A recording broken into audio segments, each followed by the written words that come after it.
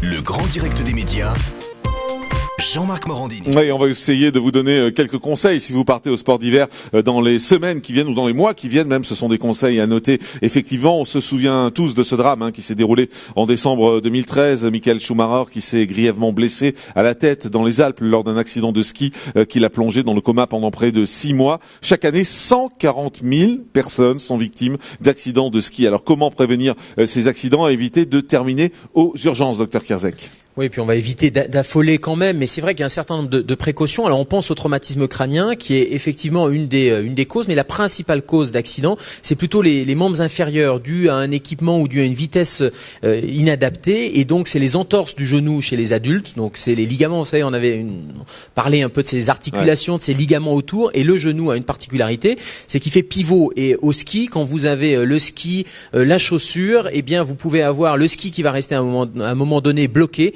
et vous avez le genou qui va malheureusement servir et partir à l'avant, et c'est l'articulation et le ligament qui risquent de lâcher. Donc l'entorse du genou plutôt chez l'adulte, chez les enfants c'est pas tellement le genou mais c'est plutôt la jambe.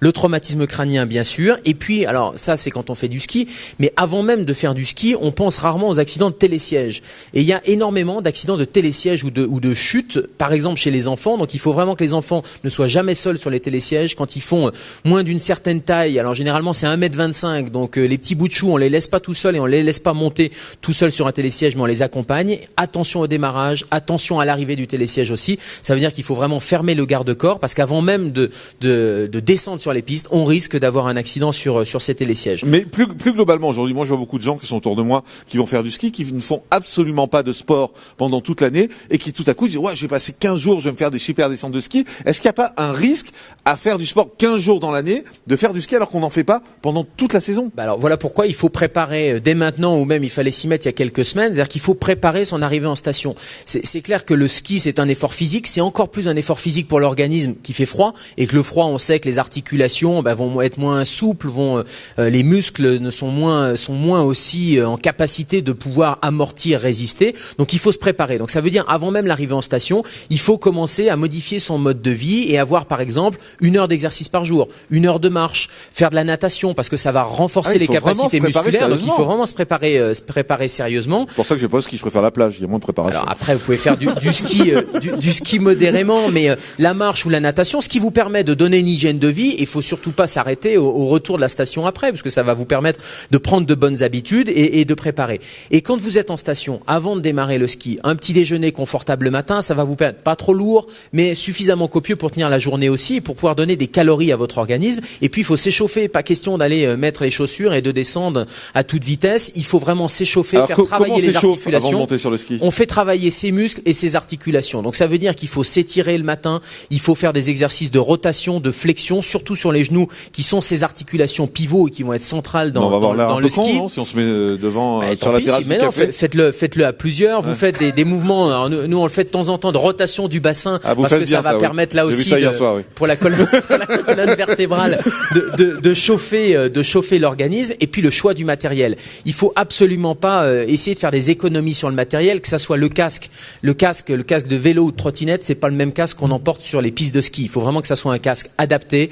Il y a des normes aussi, il faut que la taille soit adaptée, il faut qu'il soit serré suffisamment sur les enfants. Donc la location, ça paraît être pour les enfants un bon principe, puisque ça évite d'avoir chaque année à racheter un casque ou à utiliser le casque qui n'est plus tout à fait adapté en termes de taille. Et puis le matériel, et apprendre à utiliser ce matériel. L'entorse du genou dont on parlait, les ligaments croisés dont on a tous entendu le lâchage de ces ligaments croisés qui nécessitent de passer sur le billard, donc c'est pas anodin comme pathologie. Eh bien c'est majoritairement dû à des fixations ou un réglage des fixations qui est mal fait. Donc il faut vraiment se faire conseiller par des professionnels. Et est-ce que c'est pareil quand on fait de la descente en ski, quand on fait du ski de fond, quand on fait du snowboard? C'est pas le même type de préparation? Non, c'est pas le même type de préparation. Non, c'est pas le même type de préparation, mais surtout c'est pas le même type d'accident. On sait que le ski alpin, par exemple, c'est plutôt les genoux. Le ski de fond, ça va être un autre type d'organe, ça va être plutôt le traumatisme crânien. Encore que le traumatisme crânien, c'est lié à la vitesse. Oui, le casque, c'est pas une assurance vie. Vous citiez le cas dramatique de Schumacher, on voit bien qu'il avait le casque, et malgré le casque, le traumatisme crânien peut être grave,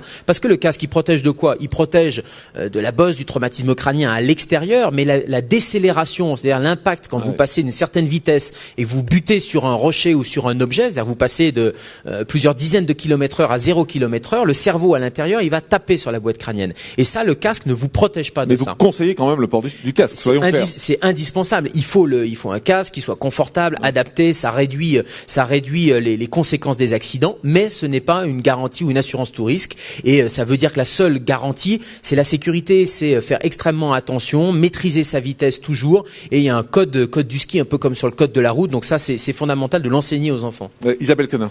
Est-ce que on parle beaucoup de ces fameux ligaments croisés?